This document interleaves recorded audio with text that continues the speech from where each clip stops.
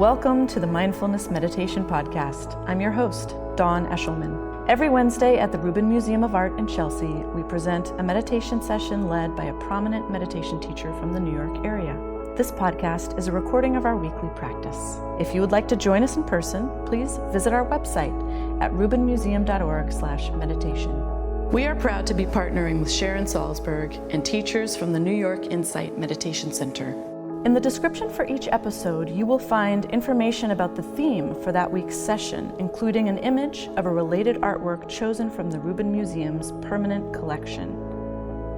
And now, please enjoy your practice.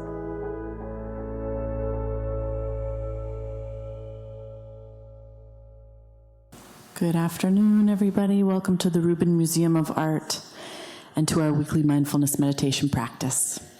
My name's Dawn Eshelman. Great to have you here with us. And we're talking about reflection or reflective practice this month. We've been kind of leading up to this talking about intention and looking ahead. And the other side of that is taking a moment to reflect. And we're also thinking carefully about the nature of that, right? Particularly as it relates to meditative practice, we're wanting to lean away from the sort of grasping thinking of the past in that kind of anxious, grasping way. What if that had happened, or what if I had done this? But really more a reflective practice, which is kind of considering the journey and the path and the bigger picture. So we're looking at a beautiful object today. This is Vajrayogini.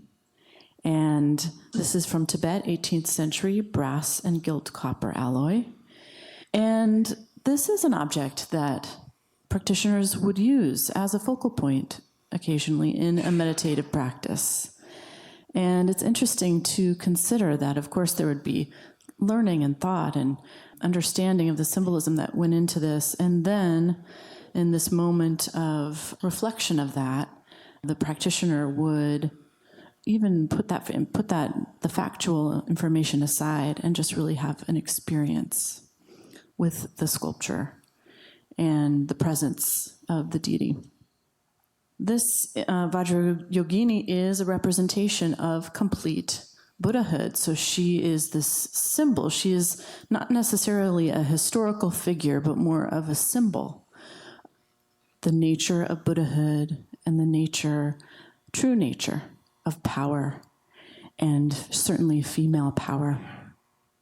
And let's just take a look at it here together. She's surrounded by this kind of large halo here, this arc that's this bright yellowish, kind of brassy gold color. And then in contrast to that, we see her figure, which has this beautiful dark patina to it.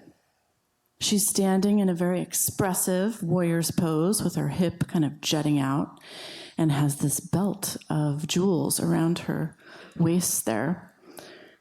And then her arms are outstretched and reaching, and her face is upturned, and this really interesting expression, if you're able to see the detail of that as you were coming in, we were showing a little bit of detail of this facial expression, which is, very animated and turned upwards. And if you look closely, you can tell that, yes, she has fangs. And she has some beautiful, ornate jewelry around her head, too, a kind of a hat, a cap. And she is this embodiment of this fierce, wrathful that we talk about sometimes. And it's just a wonderful and unique expression here in Vajrayogini. So I hope you enjoy that. But as you think about it, you can think that this is really meant to symbolize the true nature of Buddhahood, and something that, might be a little bit more unexpected. So we are so happy to have Tracy Cochran back with us for a second week in a row. She's a writer and the editorial director of the quarterly magazine Parabola, which you can find upstairs right here at the shop or online at parabola.org. And she teaches often here at the Rubin. We love to have her. And as well, she teaches at New York Insight, where she'll be having a workshop on March 30th. It's a Saturday. And every Sunday at Hudson River Sangha in Tarrytown, New York. You can find information all about her and Parabola on Facebook, Twitter, and tracycochran.org. Please give her a warm welcome back. Tracy Cochran.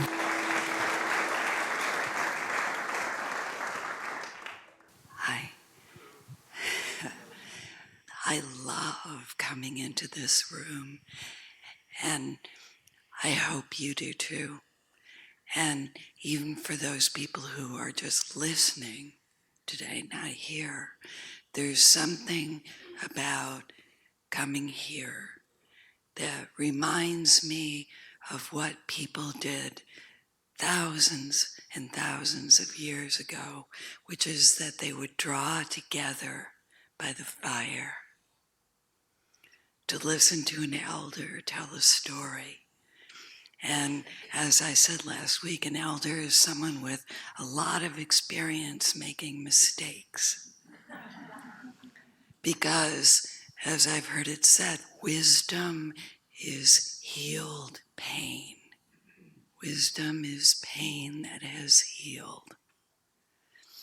And the way people would live, drawing together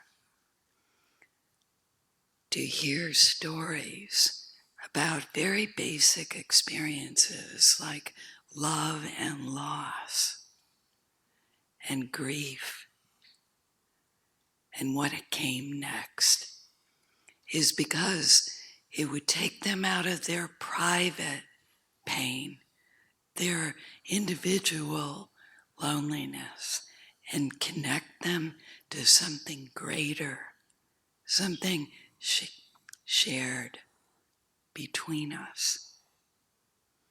And I've been reflecting a lot on this because I'm wondering if there's anybody in the room who ever feels stressed. Anybody? Or worried or anxious. Does anybody in here ever feel alone because of that worry and that anxiety? Even in our practices, we're almost always alone, striving. And we've forgotten the way we're wired to be, which is together, sitting around the fire. And when I was on the train coming down, I was sitting opposite these wonderful older ladies who were going to a theater matinee because this is Manhattan and it's Wednesday. And their memories were long. They were remembering Ethel Merman, and I was thinking, how could I compete with Ethel Merman? And I realized that what we do here is different in the sense that we all participate. It's not just one person speaking. Because when you sit down here, something begins to open inside you. Your wish becomes breath, in a sense. You come here for something, and you may not know what, but in a little bit, you'll become aware of your breath again, and your body. So the micro story I felt to share is about the mother of the Buddha, Maya. When Maya was about to give birth, she headed for a place called Lumbini's Grove. And scholars now believe that she intended to go to this place. For a long time, it was thought that she just happened to stop and give birth there on the way to her father's house. But this was not so, because Lumbini's Grove was a special place inhabited by a goddess who was the fierce protector of women, especially women who were giving birth. And she lived, they thought, in a particular tree. And at the time that Maya gave birth to the baby who would become the Buddha, she held on to this tree. According to the myth, its boughs reached down to support her. So it turns out that this place, which is on the border of Nepal, was sacred long before the time of the Buddha, and it's sacred still. It's a place where the divine feminine, the spirit of the earth, resides and is honored. So even after Maya died, and she died shortly after giving birth, she was protected, became a goddess herself, so that the Buddha, in times of trouble and anxiety and stress, would reach out to her and they would meet. I think of Paul McCartney reaching out to his mother, who told him to let it be. Let it be. And I thought of that image of the Buddha sitting under the tree when he was overwhelmed with anxiety and fear, when Mara, the great demon who wanted to unseat him, sent fearful images of all that would come. And the Buddha calmly reached down and touched the earth. Our mother, our common mother, asking her to bear witness to his right to take up space, to be sitting there, just breathing and waiting. And I'm thinking of what it's like when we can't sleep because we're so worried and we feel so frightened and alone. And the story of what we're afraid of might differ. We might be afraid of getting old, or what will happen to a child, or what will become of the earth. But it's still fear. It's our fear. And remembering and reflecting on what it feels like to finally fall asleep when the hand of thought ungrips and you remember that you're warm and safe in bed and you're breathing and you go to sleep. And I was looking at the Divine Feminine issue of Parabola, which you can order if you want. And just one line came to me that if we're seeking to remember what's been forgotten, in a way, remember this, in our practice, in our life is largely what we have paid attention to. That's not from Parabola, that's from my life. It is. It's what we paid attention to. And this practice, including this practice that we do here together, is a practice of remembering and expanding what we pay attention to. The history of the Divine Feminine is a history of all that we have forgotten. And she's making herself known now. We're remembering the earth and its suffering.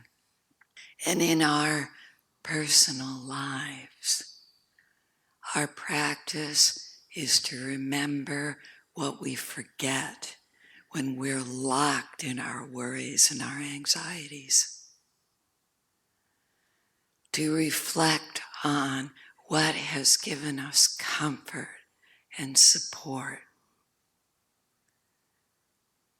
All those things we forget, micro moments in nature, moments of relaxation, lying in bed, memories of moments of being met by a friend, really seen and taken in. Do you ever notice that often the kindest, best moments that you recall are not big deal moments, quiet moments of really being seen, laughing with someone, sharing a meal or a drink? Tiny moments. And the work of reflection is to invite ourselves to make those moments more frequent and even smaller. To realize that your practice isn't just made up of strenuous times of remembering the breath and remembering to sit, but inviting yourself to recall and reflect on all those micro moments of goodness or honesty or quiet justice, if you think of it that way, of being seen. And that's a moment when the feminine makes herself known, that which we receive, that wisdom, because since ancient times, the feminine has been equated with wisdom, Sophia, that which has been lived through. So why don't we sit and notice the body as you find it today. The body that's just naturally connected to the earth.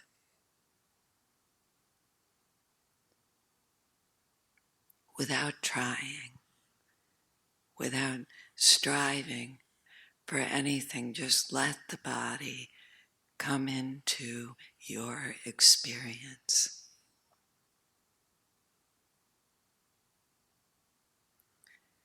And notice how it feels to let an attention settle on it that doesn't judge, that is patient, open to receive what comes.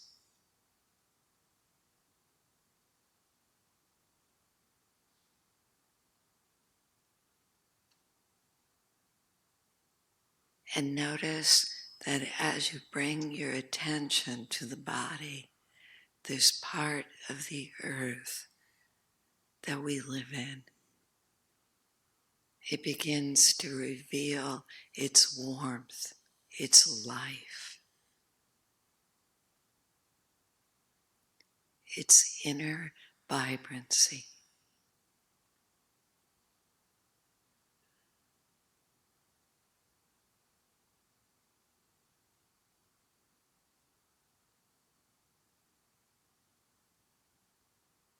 And as this begins to happen for you, as the body begins to open, let the attention come to the breathing without seeking to change it in any way. Just notice the rhythm of the breath.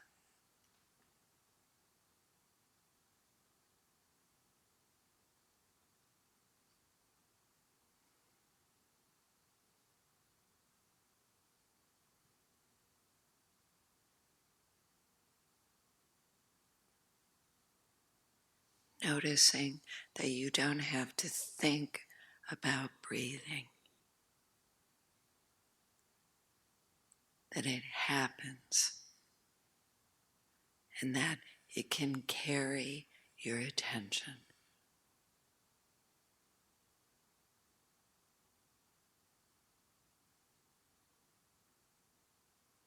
And when you find yourself thinking or worrying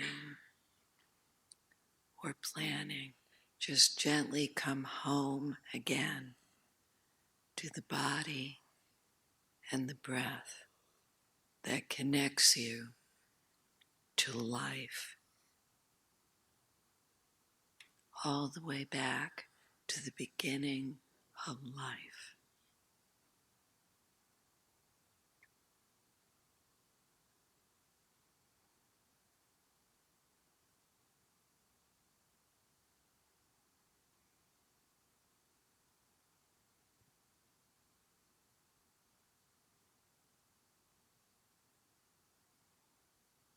Notice how it feels to allow yourself to belong here,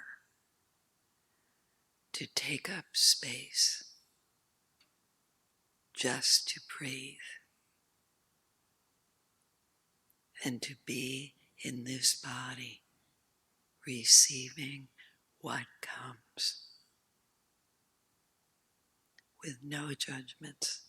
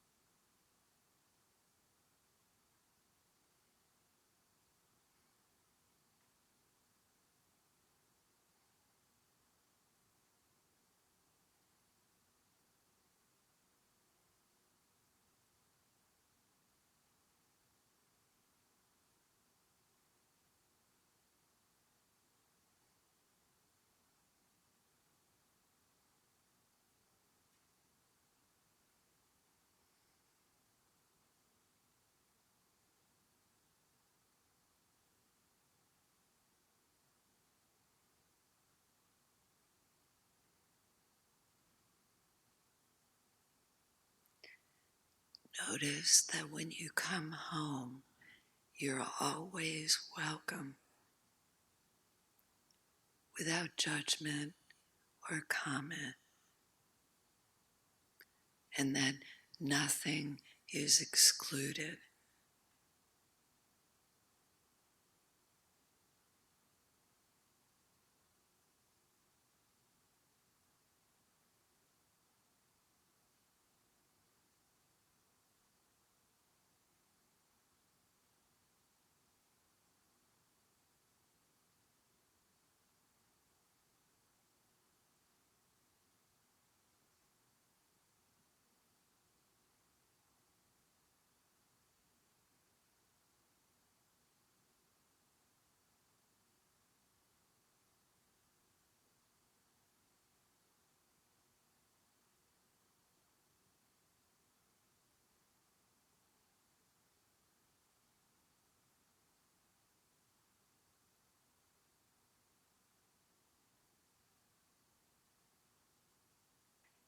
And notice that the stillness that we share is very alive. It's not being silenced, but opening to the life that we normally forget, remembering to come home.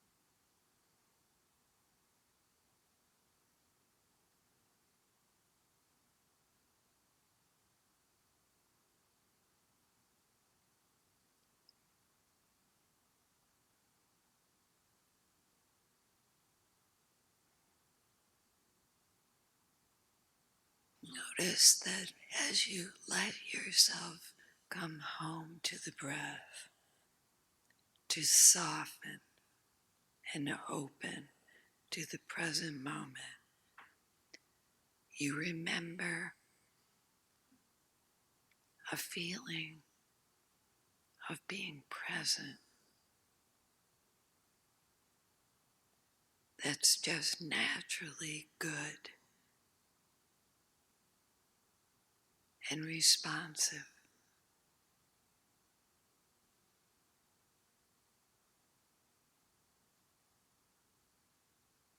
It wishes to be here.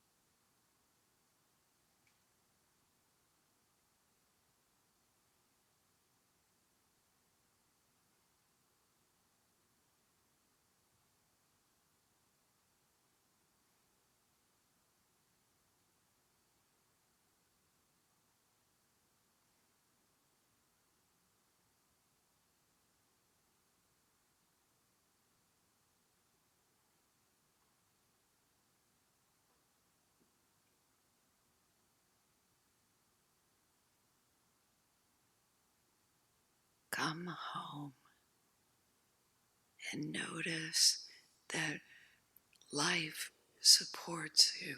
It flows in and out with the breath and with the impressions that arise.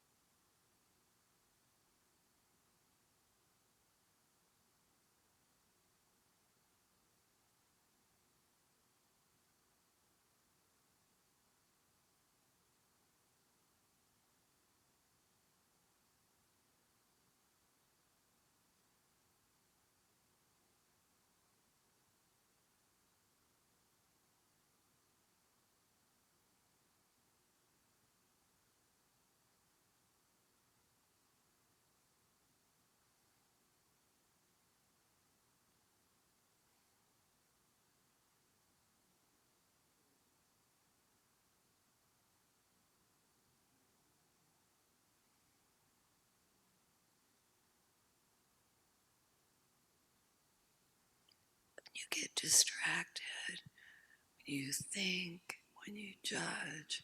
Just notice this with no judgment and come home again to the breath and the experience of the body in this moment.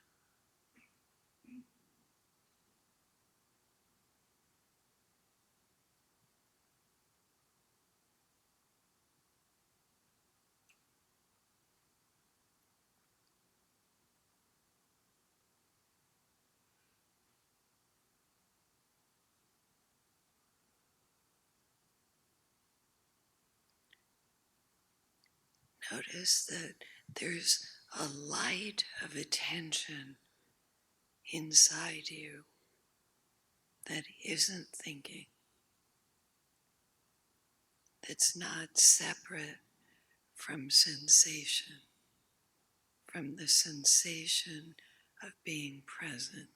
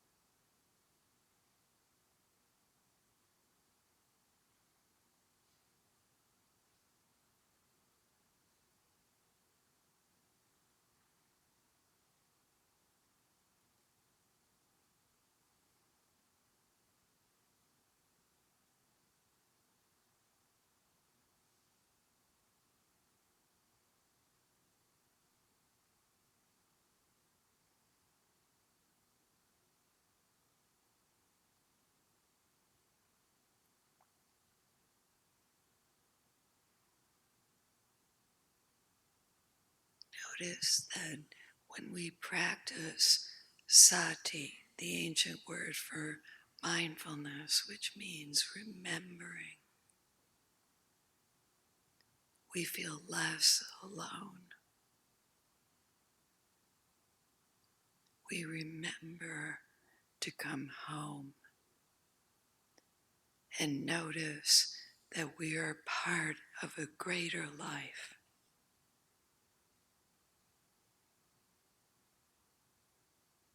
We belong here.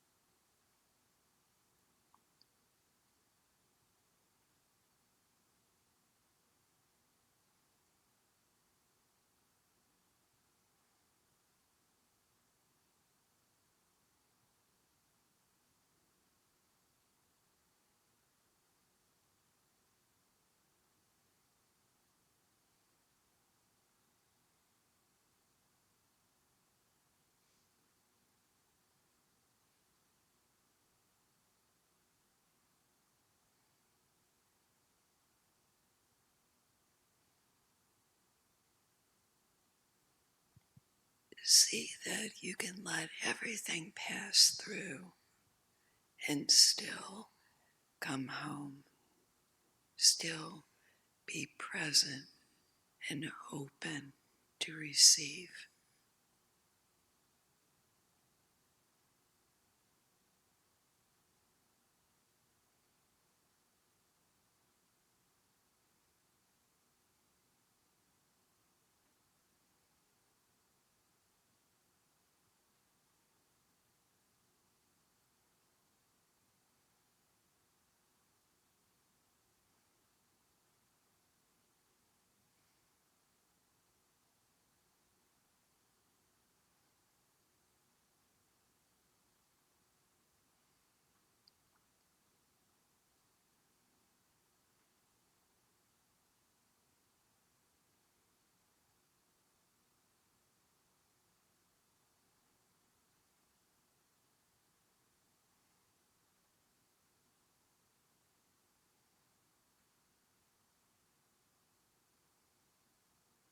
And see that even if you get lost 1,000 times, 1,000,000 times, you can come home.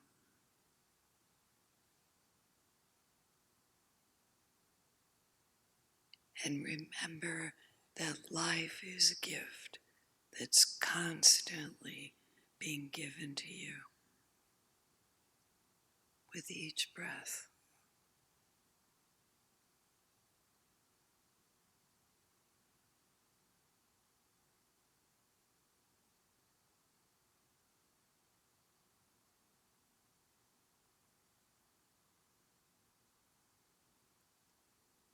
That you aren't alone.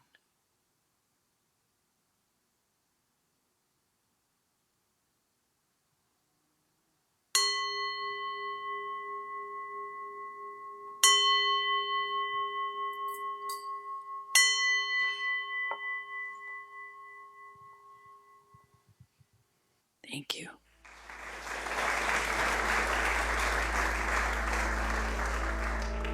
That concludes this week's practice. If you'd like to attend in person, please check out our website, rubinmuseum.org/meditation, to learn more. Sessions are free to Rubin Museum members, just one of the many benefits of membership. Thank you for listening. Have a mindful day.